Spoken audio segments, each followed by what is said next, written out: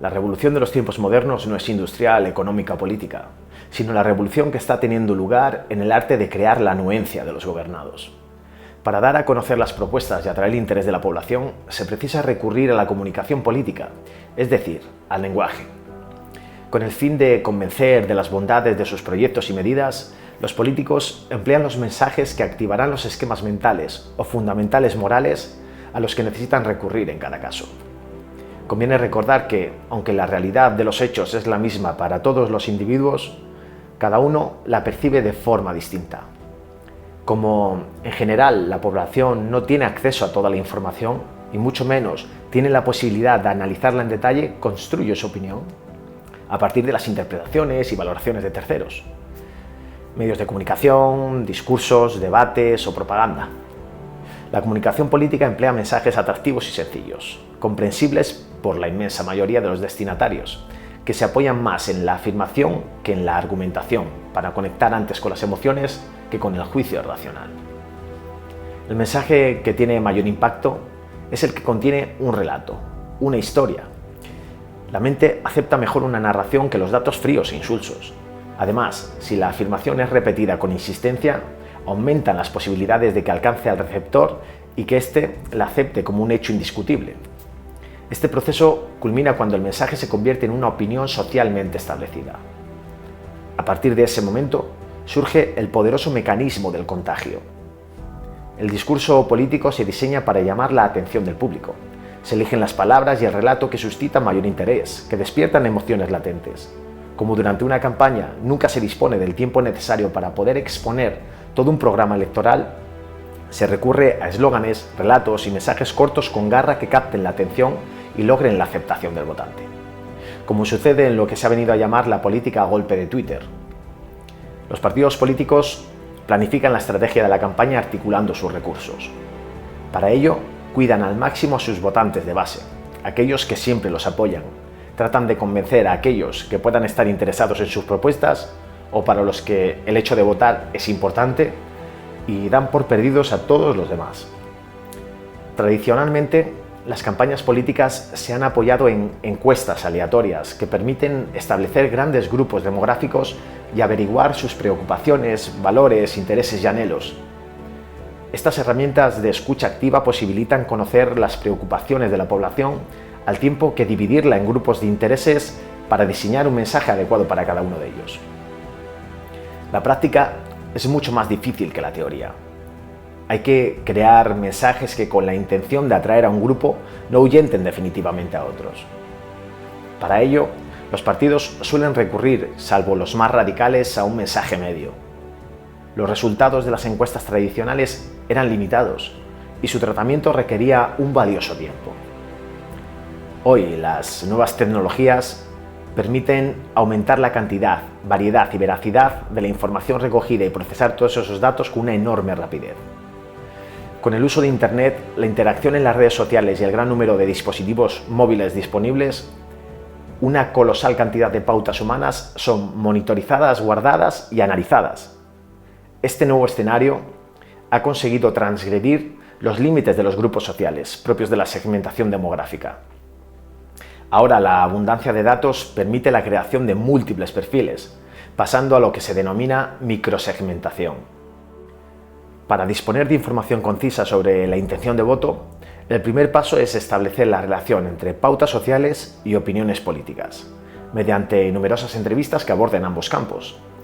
De este modo, se establece una relación entre pautas y opinión, lo que permite desarrollar un algoritmo para determinar la opinión a partir de las pautas.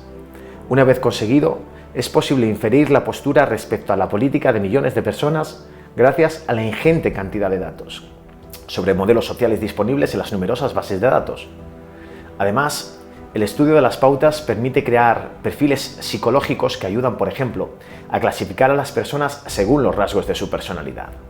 De modo que se puede deducir si un perfil va a aceptar una conspiración, prefiere oír noticias terribles o necesita sentirse parte de un grupo. Esto ofrece una gran oportunidad a la hora de diseñar los mensajes con los que persuadirán a sus posibles votantes para que compren sus propuestas. Basta con presentar la información de modo que valide sus creencias anteriores, es decir, llevándolos a sus sesgos de confirmación. Y es que, gracias a la tecnología, hoy en día es fácil vender cualquier producto, desde un candidato a los ciudadanos a una nevera, a un esquimal, por ejemplo. Ya no se trata de seducir a la población con promesas.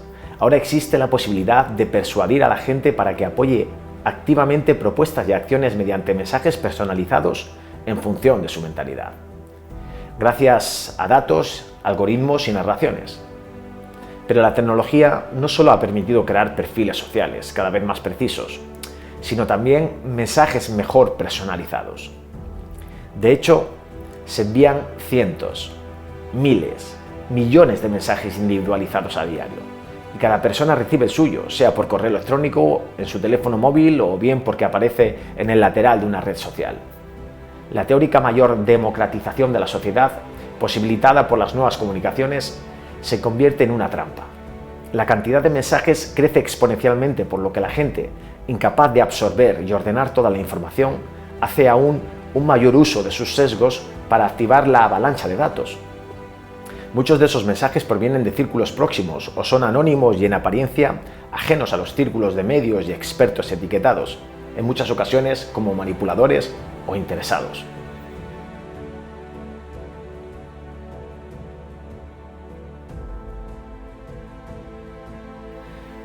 Libres de sospecha y camuflados como fruto de la sabiduría de las multitudes, consiguen hacerse con el control del flujo de información que se considera como veraz.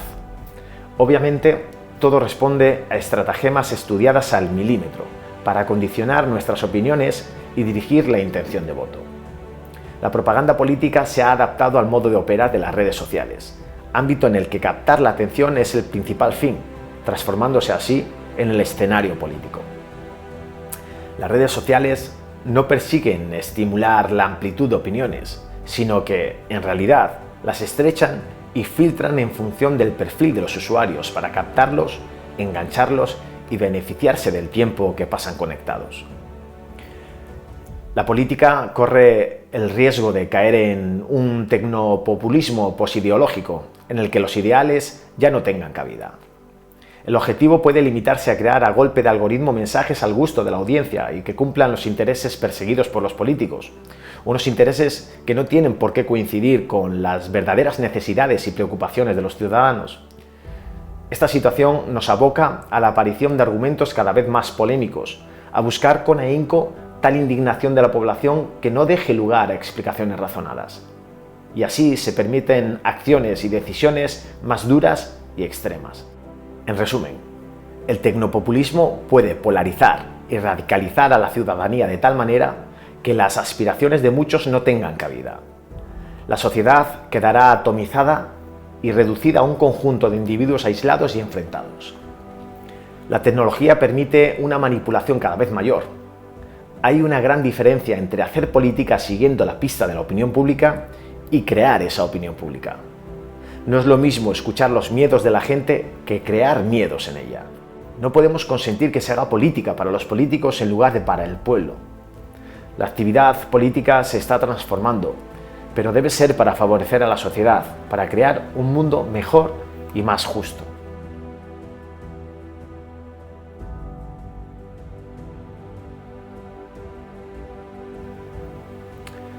Las dictaduras han empleado con asiduidad diversas armas de manipulación psicológica de la sociedad y las han puesto en práctica en mayor o menor medida, dependiendo del momento y las circunstancias. A los mayores tiranos siempre les gustó tener fama de libertadores. Eso afirmaba Miguel Delibes. Si nos fijamos, las prácticas tradicionales en los regímenes autoritarios no distan mucho de lo practicado actualmente en las democracias en las que el hipercontrol, favorecido por las opiniones de vigilancia y control que facilitan las nuevas tecnologías, se ha impuesto en todos los ámbitos de la vida de las personas.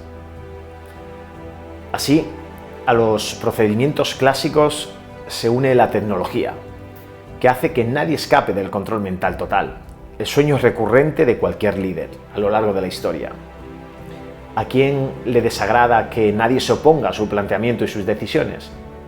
Sin duda, esta situación debe ser objeto de profunda reflexión para saber exactamente en qué punto nos encontramos y cómo podemos salir de este remolino que nos arrastra a un fondo carente de libertad.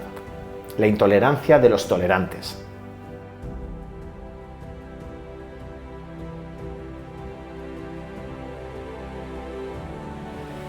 Los estadistas se encuentran obligados a gobernar de acuerdo a principios en cuya verdad han cesado de creer. Pero si todavía a alguien le cabía alguna duda sobre los altos grados de intolerancia que se viven en la sociedad actual, en la que tantos presumen de tolerantes, conviene recordar que a principios de julio de 2020, más de 150 intelectuales, algunos muy reconocidos, reivindicaron que en Estados Unidos se respetara el derecho a discrepar.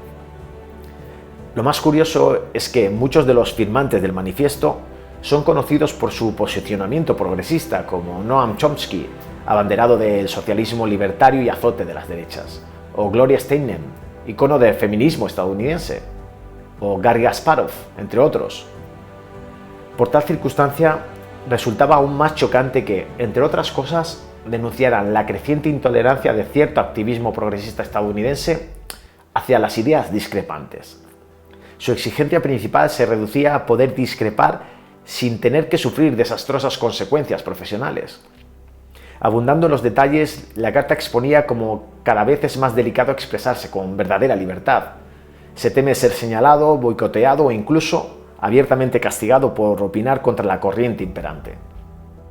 Las razones detrás de este manifiesto se encuentran en la polémica desatada en Estados Unidos sobre si es democráticamente aceptable silenciar cualquier divergencia de criterios sobre temas candentes, muy ideologizados, como puede ser la homofobia, el feminismo o el racismo.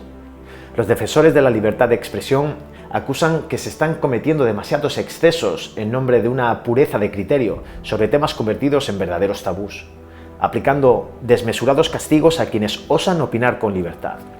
Como se subraya en la misiva, se han puesto de moda la humillación pública y el ostracismo.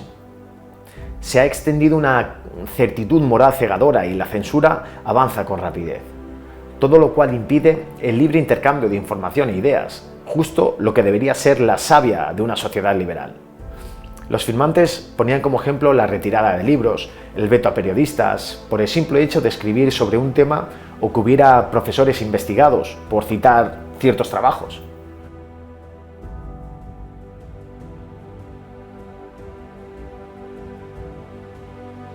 La tercera realidad es que, para una capa de la población, la tolerancia es un término flexible, unidireccional y selectivo. Al tiempo que la exigen para sus ideas y actitudes, la niegan a todo aquel que piensa o actúa diferente. Se dan casos paradójicos en los que algunos que presumen de haber luchado por la libertad de su país, de haber hecho frente a cualquier forma de opresión, llegan a clamar ahora que, si es preciso, se quemen libros cuya temática vaya en contra de sus postulados. Estamos asistiendo con pasividad suicida a la exclusión de los que abogan por la inclusión, a la muerte de la libertad a manos de los que presumen de defender la ultranza. Se silencia cualquier disidencia a los dogmas oficiales, se impide el ejercicio intelectual de la duda, de la réplica, aunque se presenten argumentos solventes o datos avalados por investigaciones científicas. Prospera el fanatismo de unas ideas que, alegando buscar la igualdad, no hacen más que crear desigualdades entre los diversos seres humanos. Solo se valoran las opiniones de intelectuales y científicos afines, de los que siguen los mantras, de los que corean consignas e ideas impuestas por el poder. A estos muy complacientes y agradecidos se los premia con su participación en textos escritos, conferencias y debates televisivos, lo que hace mella en profesores universitarios o periodistas, generalmente mal pagados en sus respectivas profesiones, que ven con el mayor agrado la llegada de ingresos extras sin plantearse quiénes son los que proporcionan y qué se persigue en realidad. Y si alguno más avispado se plantea ciertas dudas, prefiere cerrar los ojos y seguir hablando o escribiendo sobre lo que le digan, aunque no se crea ni una palabra y todo sea una impostura. Pero la necesidad es mucha, las deudas agobian, las necesidades familiares son perentorias y al final se claudica. Después de todo, siempre es más cómodo servir al poder de turno que enfrentarse a él, con riesgo para su prestigio y su vida, y hasta la de su familia. Mientras, nos seguirán hablando hasta llenarse la boca de libertad de expresión, libertad de cátedra o libre albedrío. Nobles palabras que solo dejarán aplicar a aspectos muy banales, únicamente a aquellos que no entorpezcan los objetivos de las élites. Parecería que estamos hablando de dictaduras, de derechas o izquierdas, de regímenes autoritarios, pero es lo que sucede en las democracias, incluso en algunas de las más antiguas, y que han servido de referencia para expandir este sistema por el mundo, como la estadounidense. Es tremendamente preocupante para todos y nos debería llevar a una profunda reflexión. Retrocedemos en libertad día tras día, mientras que se van imponiendo el pensamiento único y es inaceptable en la democracia eso. Nadie debe decirnos lo que tenemos que leer, ver o escribir, lo que debemos pensar. Si seguimos así, antes o después, de una forma u otra, todos y cada uno de nosotros sufriremos las consecuencias. ¿Hasta cuándo y dónde estamos dispuestos a consentirlo? ¿Todavía estamos a tiempo de ponerle coto? Las respuestas las debemos encontrar entre todos, por todas esas vidas que gritan en silencio, y por las que no. Este es vuestro rincón, el balcón del pensamiento.